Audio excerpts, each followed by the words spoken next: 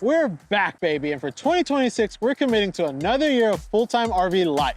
And once again, we're doing it all by paying $0 in rent. We're Diego and Ash, and we live in our 31-year-old RV full-time as we work and travel across the country. And our journey wouldn't be complete without Mr. Carter always by our side. After 7 weeks overseas, we're finally home. The last time you saw us, we were standing at Puka Falls in New Zealand and meeting the newest member of the Wannabe Travelers family, baby Ella. She's the best one. Sorry, guys. No offense, but she's better than all of you. Today, while Ash is telling you all about the real cost of RV living, I'm gonna tackle some projects that need to be handled after 7 weeks of being gone. Let's start with the question everybody's been asking. How's our rent actually $0? Well, for us, it's camp hosting. Last year, we completed our first ever season of camp hosting, and we loved it so much that we're doing it again this year. But we've learned from our mistakes, and we're gonna be hosting 1 hour away from Grand Teton National Park.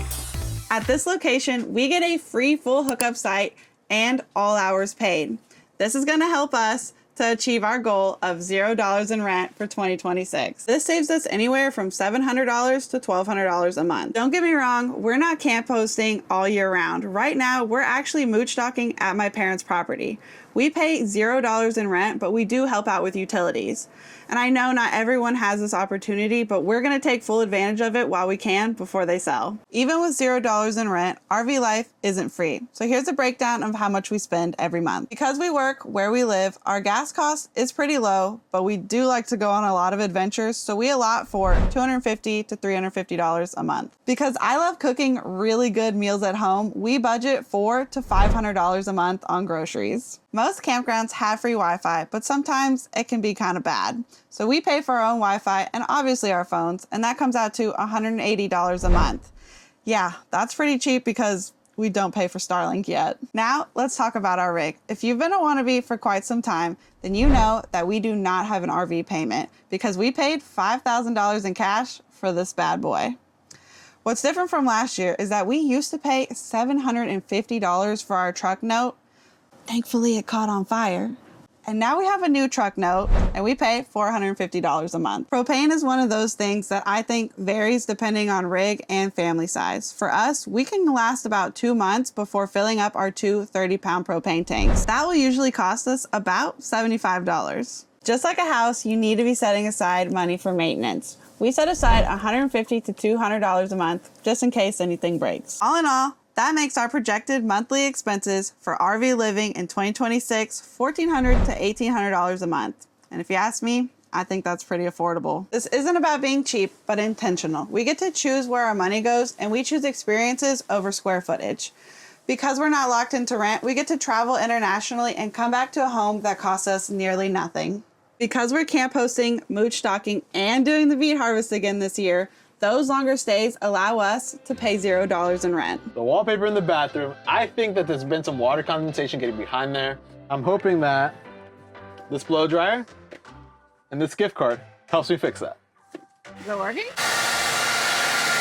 We were using command strips to hang a picture frame that Ashlyn had gotten from, where did you get this? Charleston, I bought it. Nice. I think this time we're gonna go with the screw, and since we take it on and off when we travel, it'll be much easier to deal with than with the command strips, because I think the command strips were creating an issue. We constantly were pulling it on and off, creating air bubbles. That's what I think was happening. Yeah, I think you're right. Yay! Oh, that looks great. That looks so good. Thank you, baby. No problem, love. Okay, next one, we're doing the weather stripping on the door because it's getting a little breezy in here. And I don't like that. The weather strip around the door frame is completely gone. I'm gonna try and get the old sticky stuff off so I can replace it. I have my trusty glue gun and this blue scrub. Hopefully it does the job. That wasn't cutting it, so I put a little wire wheel on my drill. Let's get this done. Yeah, that's way better. What's wrong with this piece of shit? Because why would any of my batteries be charged, you know? Haven't been gone for 7 weeks. Well, if you don't charge them, how are they gonna get charged, baby? That's what I'm saying, you know? That's international travel that you wanted to do. That's really throwing off my Milwaukee battery charging game. I'm sure.